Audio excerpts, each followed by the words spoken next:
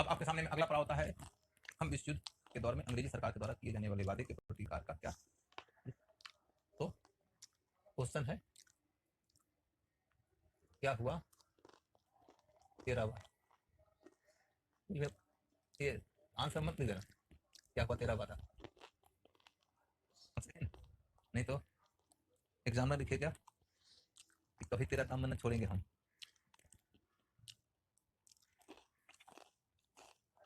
इसने भी संस्थाओं का बहिष्कार किया गया, लेकिन ये बहुत कामयाब नहीं रहा ना, बहुत बड़े पैमाने पर चला नहीं, आइडिया तो था ही। तो सरकार के वादे का क्या हुआ उसके ऊपर विचार करते।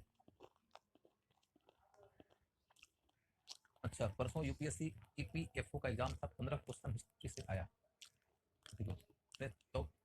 14 मॉडर्न से। आप लोग से बना कि नहीं अभिनव जी? चलिए अगला देखते हैं सरकार का वादे का क्या हुआ।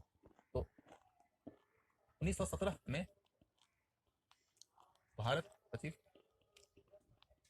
1917 में भारत सचिव मोंटेग्यू 1917 में भारत सचिव मोंटेग्यू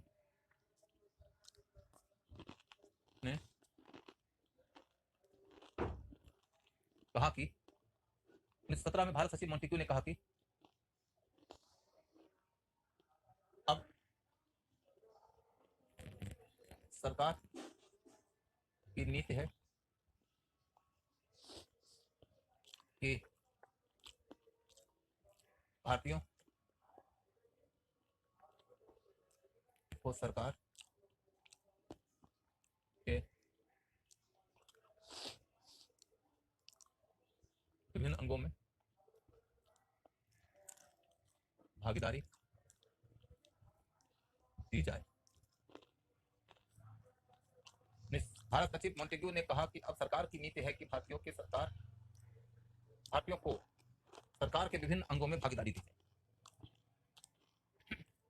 अगला पॉइंट क्या है कि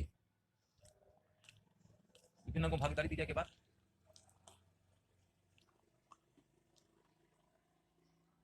नोट से 18 क्वेश्चन में से 18 क्वेश्चन सही हो जाएंगे, ये वादा तो मैं नहीं करूँगा भाई।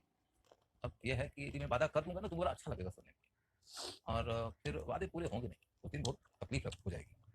बाकी मुझे लगता है कि तकलीफ फिर भी नहीं होगी।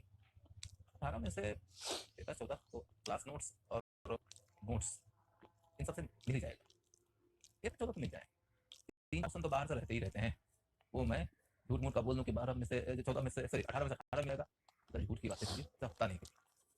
तो आप लोग यदि चाहते हो कि मैं झूठ बोल दूं तो मेरा उत्तर है कि हाँ भाई 14 में से 14 मिल जाएगा, और यदि आपको लगता है कि नहीं झूठ मत बोलिए, मेरा कहना है कि 14 में 14 तो नहीं मिलेगा भाई, हाँ अच्छा खासा मिलेगा, कुछ ही नहीं मिलेगा, बाकी सब मिल जाएगा। डोमिनियन स्टेटस तो बताया हूँ कि इसका मतलब होता है स्वराज के जैसा। स्वराज डोमिनियन स्टेटस को एक दूसरे का पर्याय के तौर पर यूज किया गया है। इसमें अंग्रेजों के पास में रक्षा, विदेश और संचार के विभाग बने रहते हैं और बाकी विभाग भारतीयों को मिलता है। तो अब देखो तो क्लास के सिवा कोई बात नहीं हो, कुछ चाहता है कि क्लास के अलावा बहुत सारी बातें हो, तो मैं एक सामान्य नियम के तहत काम कर रहा हूँ। वो ये है कि मुझे लगता है कि आपके क्लास में मुझे आपके टॉपिक पर ही केंद्रित रहना चाहिए, इसलिए मैं इधर उधर की बात नहीं करता।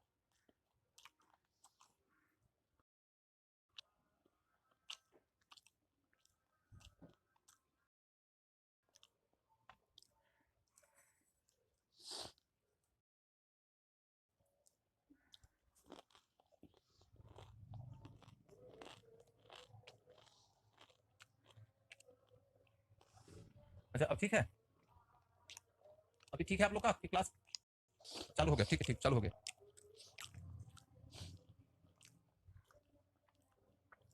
तो मैं आप लोग को ये बता रहा था कि आप में से बहुत तरह के बच्चे ऐसे हैं जो कि कुछ क्वेश्चन पूछते रहते हैं कि मेंस में राइटिंग कैसे करना चाहिए, पीटी में कैसे क्वेश्चन आएंगे, स्ट्रेटजी क्या होती है। मैं आपके सामने इन सब बातों के बारे में तमाम एक्सपर्टीज के बावजूद बोलता नहीं। मेरा इस विषय के ऊपर बहुत वर्षों का काम है, बहुत वर्षों का अनुभव है, बावजूद इसके मैं नहीं बोलता। उसका वजह यह है कि मैं एक खास सेक्शन पढ़ाने के लिए आया, उसके लिए एक शेड्यूल दिया गया है, उस शेड्यूल के इतर में कोई बात करूंगा। कोई बच्चा कह सकता है कि सर आप हिस्ट्री पढ़ाओ, कोई कह सकता है सर आप टॉपिक पे आओ, कोई कह सकता है सर आप भटक गए, क्योंकि बच्चों की बड़ी आज़ादी, डेमोक्रेटिक सिस्टम में थोड़ा डर के रहना पड़ता है। इसलिए मैं बहुत सीधे सीधे शब्दों में इतिहास पढ़ाता हूँ, इतिहास पढ़ा के चला जाता हूँ। यदि आप लोग को कुछ एडिशनल जानना होगा तो फिर मैं उसी तरह के विषय पर जब बोलने आऊंगा तभी बोलूँ, जिसमें यह घोषित है कि आज मेरा यही विषय। स्ट्रैटेजी ही विषय है, राइटिंग ही विषय है, पीटी ही विषय है।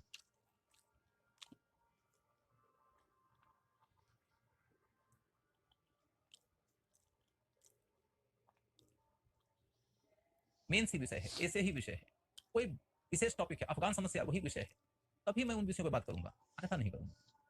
इसलिए इस विषय पर मैं ज्यादा बात करना, मुझे मालूम है कि मैं बात करूंगा, बात करते करते करते इधर से एक कैसा कमेंट आ जाएगा कि आपका पूरा का पूरा मान सम्मान तितर बितर हो जाएगा। आपका पूरा का पूरा जो पढ़ाने का एक मन होता है, मन ही आपका क्षीण हो जाएगा, क्योंकि एक आदमी कुछ ना कुछ एक बहुत ही जलालत भरा स्टेटमेंट दे देगा, सर तो आप टॉपिक पर आओ, ऐसा लाइन लगता है कि मतलब सामने वाला आदमी मिल जाए तो पता नहीं कितनी लानत भेजे। लेकिन फिर आदमी सोचता है कि चलो ठीक है, डेमोक्रेसी है, चमड़े की जुबान है, बोलने की आज़ादी है, तो इसलिए मैं कहता है यात्रीगण अपने सामान की हिफाजत स्वयं करो, तो मैं अपने सामान की हिफाजत स्वयं करता हूँ और हिस्ट्री से सीमित रहता हूँ। बेटा आपकी सारी बातें सही है, लेकिन मैं आप गारंटी कर सकते हो कि कोई आदमी स्टेटमेंट नहीं देगा, और जो स्टेटमेंट देगा उसके बाद में मेरा जो मान सम्मान जाता है, मैं उस मान सम्मान के अंदर रहना चाहता हूँ, इसी वजह से मैं नहीं बोलता। एक प्लेटफॉर्म पर बात कर सकते हैं तो उसी प्लेटफॉर्म पर आप मुझे सुन सकते हैं। आप मेरे चैनल पर आइए, यूट्यूब चैनल पर आइए, वहां पर एडमिशन तो लेना नहीं है, यूट्यूब चैनल पर हम बात कर सकते हैं। यूट्यूब चैनल पर बात करते हैं तो घोषित रहता है कि भैया ये मामला है, हम इस विषय बात करने आए हैं, आप बात करेंगे, आप सुनिए। चलिए, तो 1917 में भारत सचिव मोंटेग्यू ने कहा कि अब सरकार की नीति है कि भारतीयों को सरकार के विभिन्न अंगों में भागीदारी दी जाए। फिर विश्व युद्ध में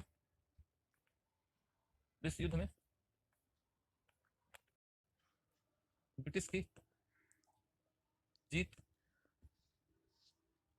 के बाद उन्होंने इमरजेंसी कालीन राजद्रोहात्मक अधिनियम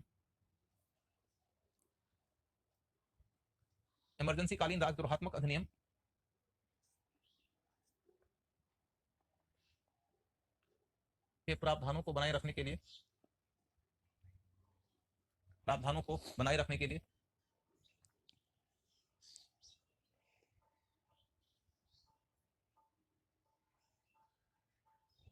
इमरजेंसी कालीन राजद्रोहात्मक अधिनियम के प्रावधानों को बनाए रखने के लिए सिडनी रोलेट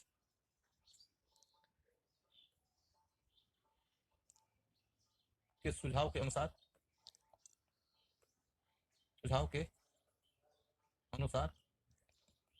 एक सीडिशन एक्ट में राजद्रोहात्मक अधिनियम, एक सीडिशन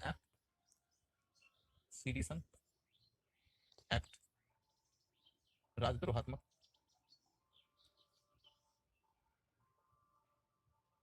अधिनियम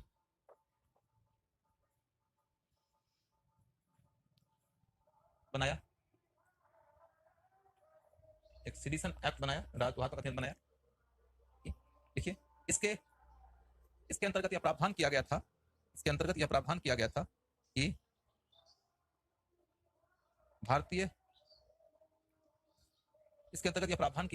भारतीय लोगों को सरकार सीडिशन की आशंका, सीडिशन हिंदी में भी लिख देते हैं कई दफा, राजद्रोहात्मक की जगह सीधा से सीडिशन लिख देते हैं, इसलिए मैंने पिछले में सीडिशन लिख दिया। सरकार सीडिशन की आशंका, मैंने राजद्रोह की आशंका के आधार पर किसी की गिरफ्तारी कर सकती है, सीडिशन की आशंका के आधार पर गिरफ्तारी कर सकते हैं।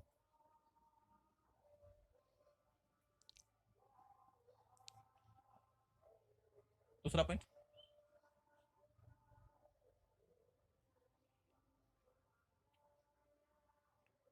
सरकार सीडिशन की आशंका के आधार पर गिरफ्तारी कर सकती है। दूसरा पॉइंट क्या है, सरकार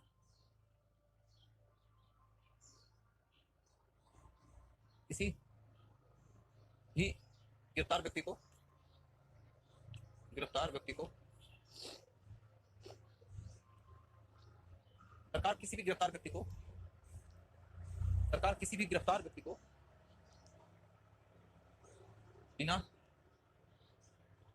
हैबियस कॉर्पस का पालन किए, बिना हैबियस कॉर्पस बंदी प्रत्यक्षीकरण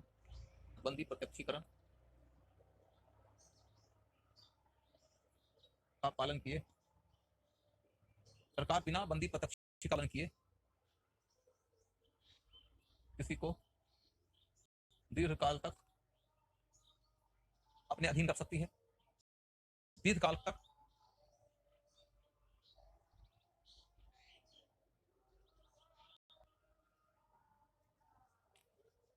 बंदी प्रत्यक्षीकरण का पालन किए किसी को दीर्घ में रख सकती है।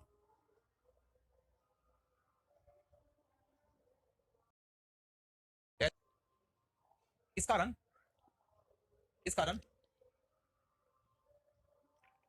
राष्ट्रवादियों के बीच बड़े पैमाने का क्षोभ उपजा,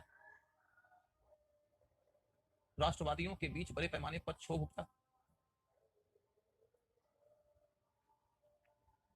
बड़े पैमाने पर क्षोभ उपजा,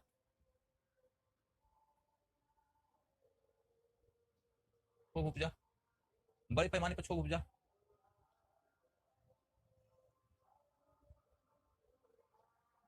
इसके तहत हम ये देखते हैं कि गांधी ने रॉलेट सत्याग्रह की शुरुआत किया था, रॉलेट सत्याग्रह की शुरुआत किया था, गांधी ने रॉलेट सत्याग्रह की शुरुआत किया था। इसके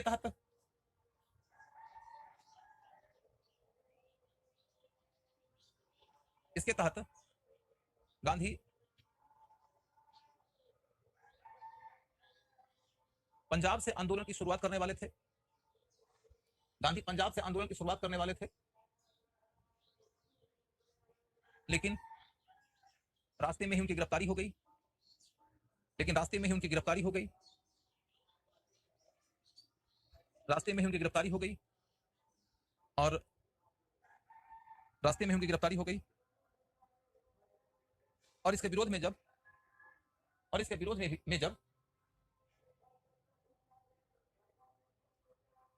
सैफुद्दीन किचलू और सतपाल जी जैसे राष्ट्रवादियों ने विरोध में जुलूस निकाला, ये कांग्रेसी नेता थे पंजाब के, जैसे राष्ट्रवादी नेताओं ने विरोध में जुलूस निकाला तो इनकी गिरफ्तारी हो गई,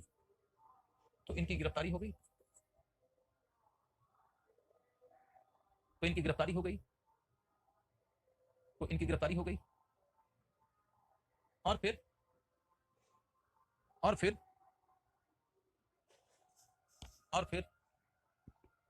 गांधी और फिर इसके विरोध में जब जालियांवाला बाग में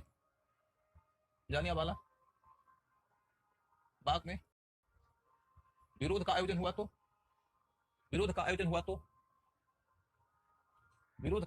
तो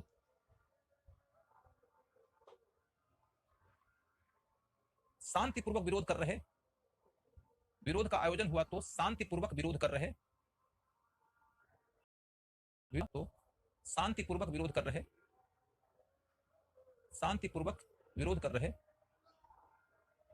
राष्ट्रवादियों पर सरकार ने अंधाधुंध गोली चला दिया,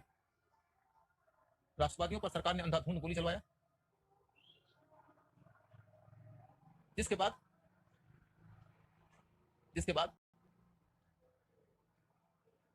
विरोध में राष्ट्रीय आंदोलन अगले पड़ाव की ओर मुड़ते हुए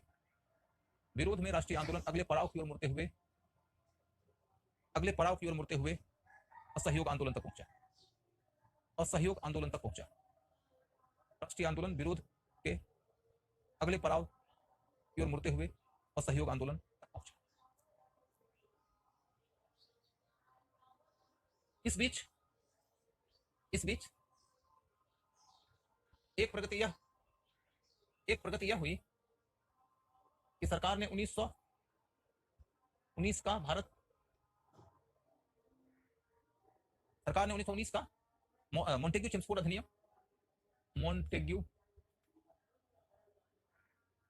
चेम्सफोर्ड अधिनियम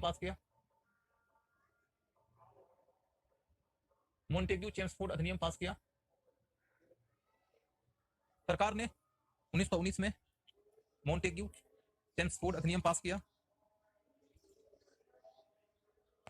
इसके तहत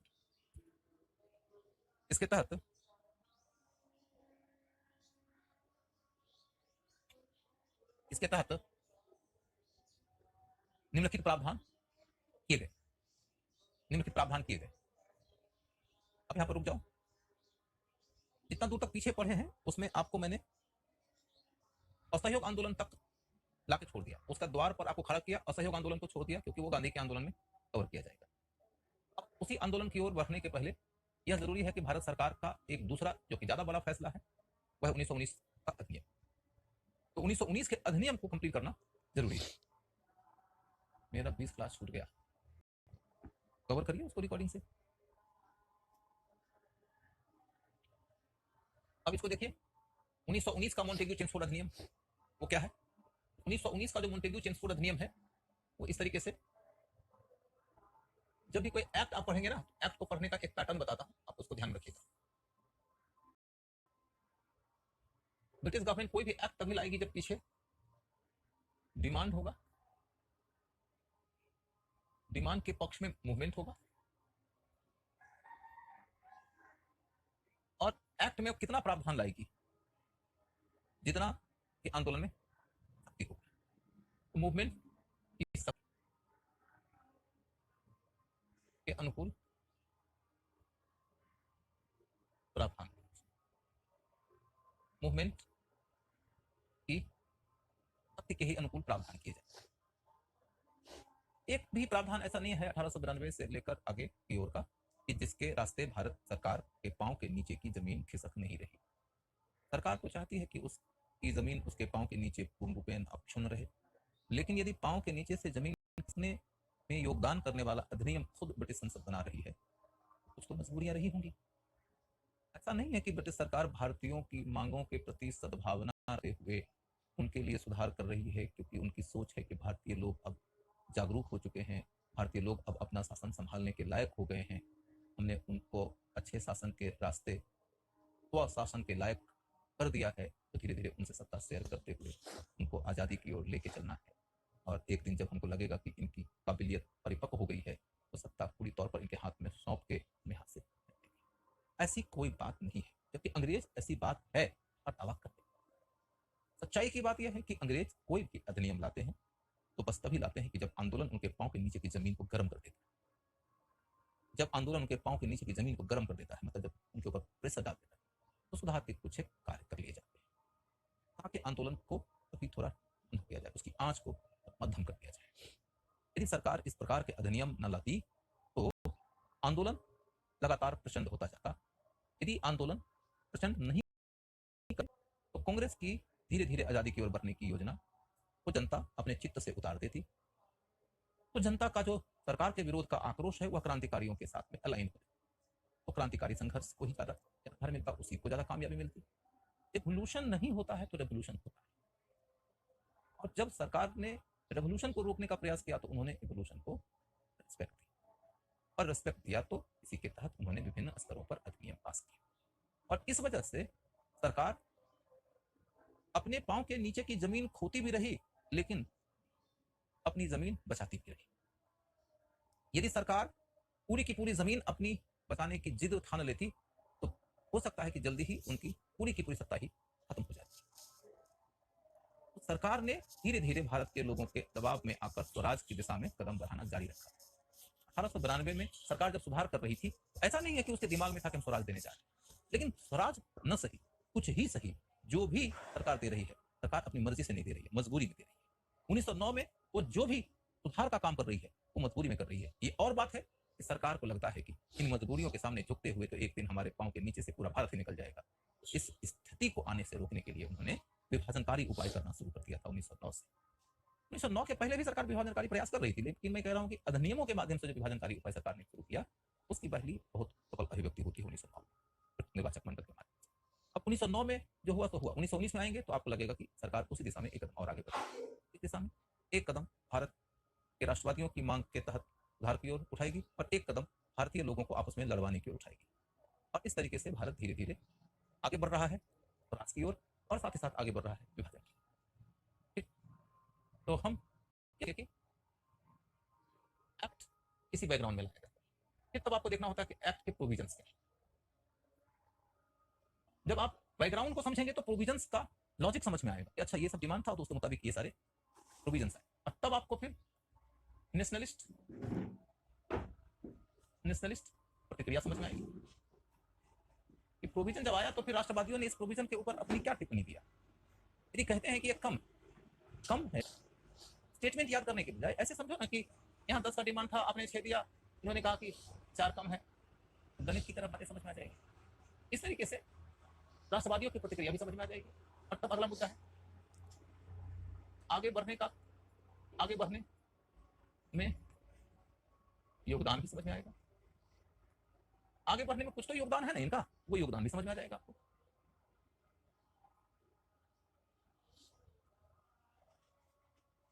आगे बढ़ने में जो इनका योगदान है आपको वो योगदान भी समझ में आ जाएगा। इस तरीके से आप 1919 का अधिनियम पढ़ो तो आपको बढ़िया समझ में आएगा। अब यदि हम इधर डिमांड की ओर चलकर देखें तो डिमांड और मूवमेंट तो सब जानते ही हो, सीधा सीधा डिमांड है डोमिनियन स्टेटस,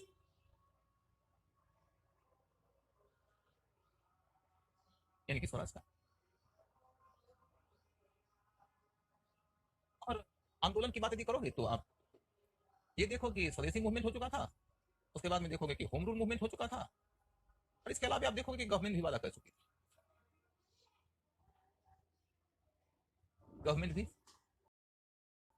थी, और क्रांतिकारी संघर्ष तो चल ही रहा था।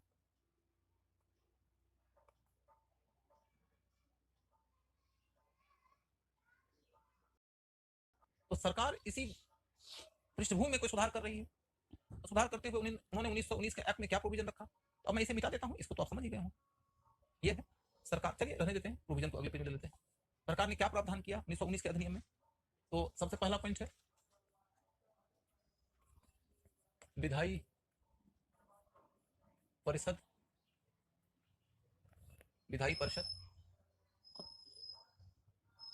विधानसभा हो गई,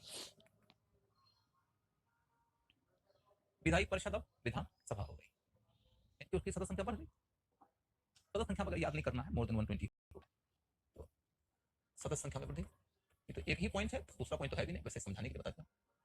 सदस्य संख्या में वृद्धि, सदस्य संख्या में वृद्धि हो गई। उसके बाद फिर अगला पॉइंट ये है कि निर्वाचितों का बहुमत हो गया, निर्वाचितों का बहुमत हुआ, ये बात हो गई। उसके बाद फिर अगला पॉइंट है कि मताधिकार का विस्तार हुआ, मताधिकार का विस्तार हुआ। मेन बात यह है कि वुमेन गॉट वोटिंग राइट, महिला को वोट देने। उसके बाद अगला पॉइंट क्या है, अगला पॉइंट क्या है कि पृथक निर्वाचक मंडल का भी विस्तार हुआ।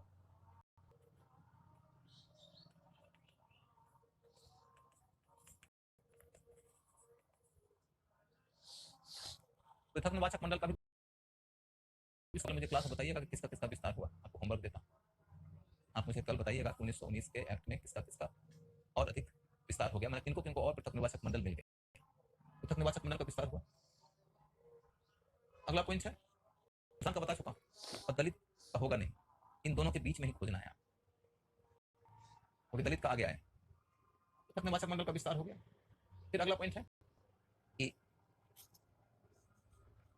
इसके तहत कहा गया कि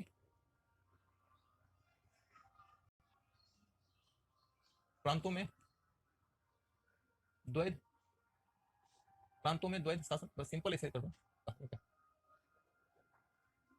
प्रांतों में द्वैध शासन, डायरेक्टली इन प्रोविंसेस, प्रांतों में द्वैध शासन। कल बताना, अभी तो मैं देख ही रहा हूं, लेकिन कल बताना, बात सही बोल रही हो, प्रांतों में द्वैध शासन। उसके बाद अगला पॉइंट, सरकार ने रियासती राज्यों से नियमित संपर्क साधने के लिए नरेंद्र मंडल बनाने का विचार स्वीकार किया।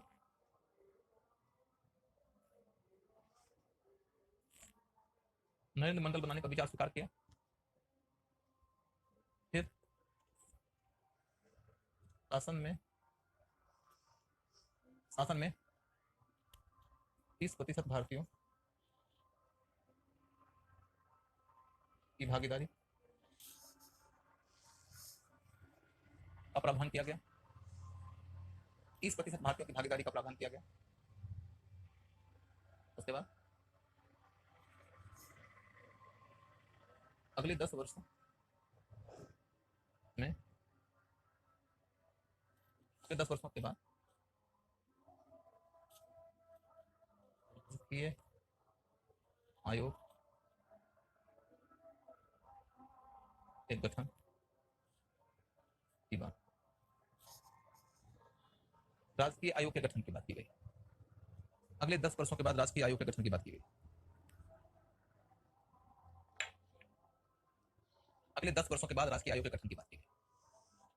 कुल मिलाकर अपने सामने में इतने सारे पॉइंट्स।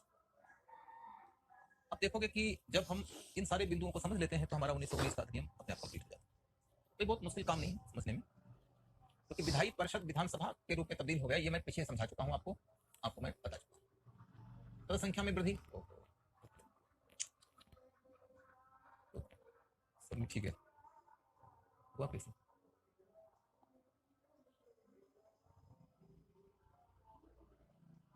अब आपको दोबारा लिखाना जरूरी नहीं है, आप लिख चुके हैं। मैं ऐसे बोलता जाता हूँ कि सदस्य संख्या में वृद्धि की बात मैं समझा चुका हूँ, तो उसमें कोई दिक्कत नहीं है। मताधिकार का विस्तार हो रहा है तो उसमें कोई दिक्कत नहीं है। और विशेष बात मैंने बता दिया कि महिलाओं को मताधिकार मिला, तो यहाँ तक समझने में कोई दिक्कत नहीं है। आगे पृथक निर्वाचक मंडल का विस्तार हुआ, यानी कि पहले उन्होंने सिर्फ मुसलमानों को तोड़ने का प्रयास किया था, अब वो सिखों को और ईसाइयों को भी तोड़ने की कोशिश करेंगे। तो पृथक निर्वाचक मंडल का विस्तार भी हो रहा है। इसके बाद फिर उन्होंने और आगे क्या किया, तो आगे के तौर पर देखोगे तो एक बात आई कि केंद्र में अंग्रेजों की सरकार यथावत मजबूत रहेगी, सारी सत्ता उनके हाथ में रहेगी। लेकिन उन्होंने ये तय किया कि शासन की जो शक्तियां हैं उनको हम सेंटर में और प्रोविंस में बांट देते हैं, और प्रोविंसेस में जो शासन चलेगा उसमें सत्ता के 2 भागीदार होंगे। एक गवर्नर होंगे जिनकी नियुक्ति इंग्लैंड की सरकार करती है, इंग्लैंड से ही नियुक्ति होती है, भारत सचिव के द्वारा नियुक्ति होती है। और दूसरा मिनिस्टर्स होंगे। वो कौन होंगे? तो वही जो विधायी सभा के चुने हुए जनता के प्रतिनिधि होंगे। तो मान लो कि केंद्र ने अपने पास में 100 डिपार्टमेंट रखा, इनको आपने 30 डिपार्टमेंट दिया, तो 30 में से आपने मान लीजिए कि 10-15 डिपार्टमेंट इनके पास में रख दिया, 15 आपने इनको दे दिया। तो यहां पर आपको क्या बात नजर आने को है कि एक आरंभिक सा संकेत मिलेगा, आरंभिक सा प्रावधान मिलेगा कि जन और राज्य दोनों के बीच में शासन की शक्तियां बट रही। शासन की शक्तियों के इसी विभाजन के लिए इसको संघवाद का आरंभ करता भी माना जाता है। इसे संघवाद का आरंभ करता भी माना जाता है, इनिशिएटर ऑफ फेडरलिज्म भी माना जाता है। लेकिन ऑफिशियली इसे संघवादी प्रावधान वाला अधिनियम नहीं कहा जाता है, क्योंकि केंद्र ने राज्य को जितनी विभागीय शक्तियां दिया है उनमें से कोई भी शक्ति कभी भी केंद्र सरकार चाहे तो ले भी सकती थी। यहां पर केंद्र की सुपीरियरिटी है।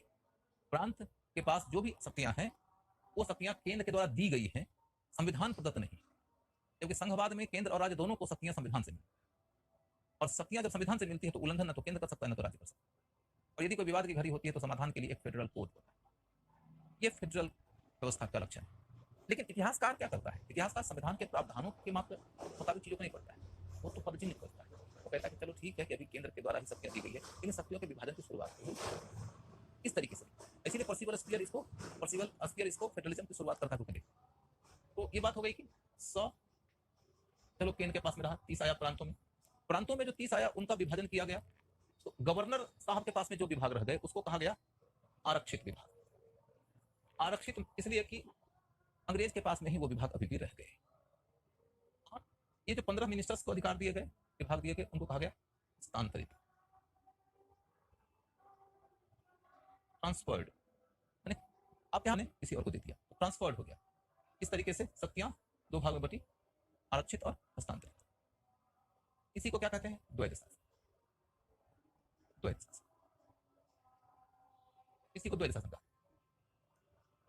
लिख लीजिए। द्वैध शासन की व्यवस्था, द्वैध शासन की व्यवस्था भारतीय राष्ट्रवादी मांग की तुलना में काफी कम थी, भारतीय राष्ट्रवादी मांग की तुलना में काफी कम थी। निर्वाचितों को बहुमत हो गया तो 1919 के बाद भी कानून भारतीय अनुकूल क्यों नहीं बन रहे थे? पहली बात तो ये समझिए कि भारत में सारे कानून बनाने का अधिकार नहीं था। मूल कानून बनता था इंग्लैंड की संसद, इंग्लैंड की संसद के अधीन रहते हुए भारतीय गवर्नर जनरल और विधायी परिषद आदि को या अब विधानसभा को कानून बनाने का अधिकार। फंडामेंटल कॉन्स्टिट्यूशन मेकर या लॉ मेकर बॉडी जो है ब्रिटिश पार्लियामेंट, उन्होंने आपको जितने दायरे में कानून बनाने का अधिकार दिया है उतने में आप कानून बना सकते हैं। और वो कानून बनाने का अधिकार है जब मिला है तो उसमें भी एक बात है कि कानून बनाने का अधिकार गवर्नर जनरल का है, विधायी परिषद सलाहकारी बॉडी हुआ करती थी। अब धीरे धीरे उसका आकार बढ़ता चला गया, बढ़ते हुए विधानसभा में तब्दील हो गया। लेकिन विधानसभा में तब्दील होने के बावजूद अब भी उसके पास वो अधिकार नहीं है जो अधिकार की किसी स्वतंत्र देश के डेमोक्रेटिक पार्लियामेंट के पास है। गवर्नर जनरल चाहे तो अध्यादेश के माध्यम से कानून बना सकता। गवर्नर जनरल यदि चाहेगा तो वह विधानसभा के बहुमत को किनार कर सकता है।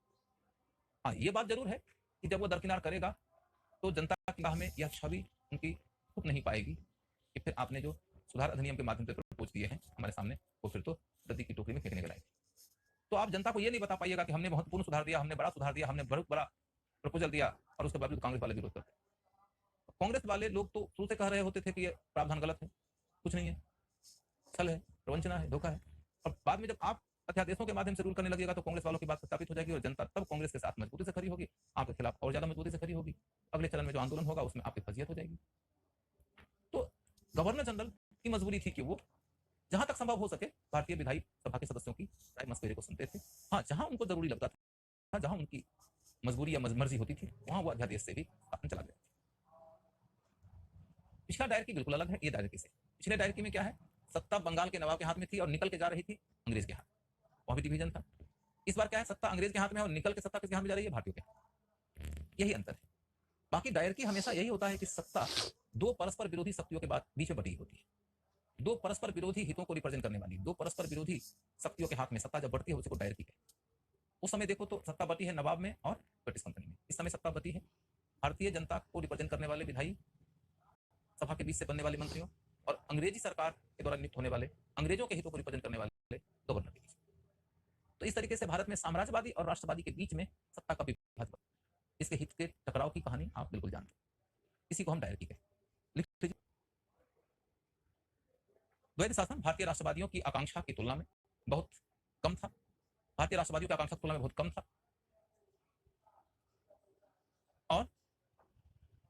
और इसके तहत शक्तियों का विभाजन भी इस तरह से किया गया था कि इसके तहत शक्तियों का विभाजन भी इस तरह से किया गया था कि भारतीय मंत्रियों को जिम्मेदारी वाले पद ही दिए गए थे, जिम्मेदारी वाले विभाग ही दिए गए थे, अधिकार वाले नहीं। जिम्मेदारी वाले विभाग ही दिए गए थे, अधिकार वाले नहीं।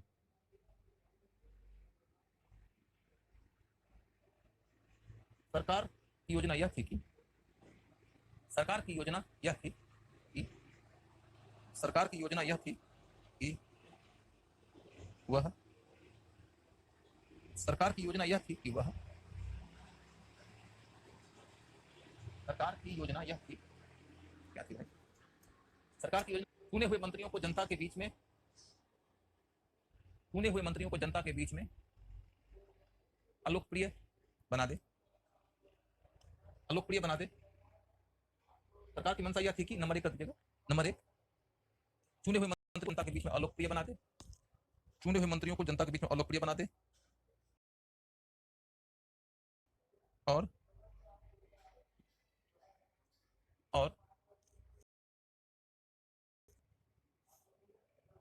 केंद्रीय स्तर पर राजनीति करने वाले लोगों को, केंद्रीय स्तर पर नंबर 2 कर दीजिएगा, नंबर 2, केंद्रीय स्तर पर राजनीति करने वाले लोगों को प्रांतीय राजनीति की ओर आकर्षित करें। केंद्रीय स्तर पर राजनीति करने वाले को प्रांतीय राजनीति की ओर आकर्षित करें, क्योंकि मंत्री पद तो यही मिलेगा ना, केंद्र में मंत्रालय है नहीं। प्रांतीय राजनीति करोगे तो मंत्रालय मिलेगा, यदि प्रांतीय राजनीति करने लगोगे तो केंद्रीय राजनीति कमजोर पड़ जाएगी, राष्ट्रीय आंदोलन कमजोर पड़ जाएगा। यही सरकार चाहती है। सरकार की मंशा क्या? नंबर 1, तुमको विभाग देंगे जिम्मेदारी वाला, लेकिन अधिकार नहीं देंगे, काम नहीं कर पाओगे, लोकप्रियता नहीं रहेगी। ऊपर से केंद्रीय स्तर पर राजनीति करोगे, मंत्रालय नहीं मिलेगा, प्रांतीय स्तर पर मंत्रालय मिलेगा, मंत्रालय पाने के लिए केंद्रीय राजनीति छोड़ोगे तो केंद्रीय राजनीति कमजोर पड़ जाएगी, राष्ट्रीय आंदोलन कमजोर पड़ जाएगा। सरकार की मंशा। नंबर 3, विभाजन के लिए पृथक निर्वाचक मंडल का भी प्रावधान था, विभाजन के लिए पृथक निर्वाचक मंडल का भी प्रावधान।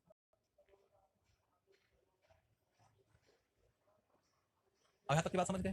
तो अगला पॉइंट है, अब यहां पर लिखने का काम खत्म हो गया, लिखने का काम खत्म हो गया। अगला पॉइंट है कि सरकार ने कहा कि हम 30% पद भारतीयों को देंगे। ये मैं पीछे समझा चुका हूं कि इस लिंकन कमीशन का गठन हुआ था, इसने 25% पद देने की बात किया था, इन्होंने 30% पद की बात किया है, बात खत्म हो गई।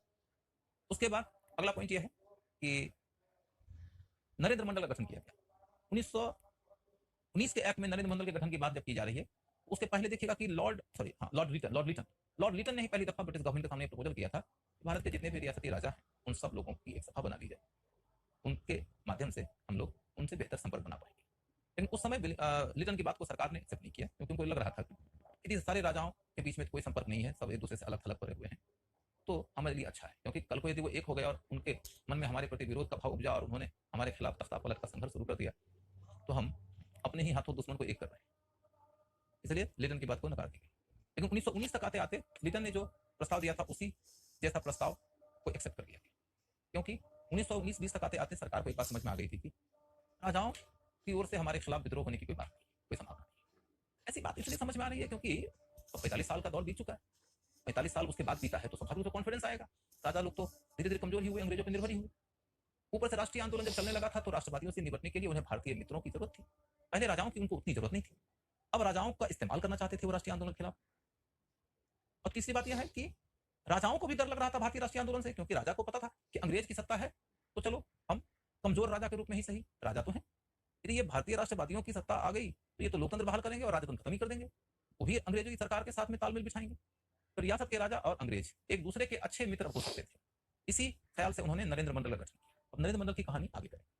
और तब लास्ट पॉइंट इस संदर्भ में यह है कि सरकार ने कहा इस एक्ट में कि अपने प्रियम्बल में ही कह दिया था कि हमारा उद्देश्य यह है कि हम शासन के सभी अंगों में आपकी भागीदारी सुनिश्चित करना चाहते हैं, धीरे धीरे भागीदारी बढ़ाएंगे। उस धीरे धीरे भागीदारी को बढ़ाने की दिशा में यह पहला कदम है।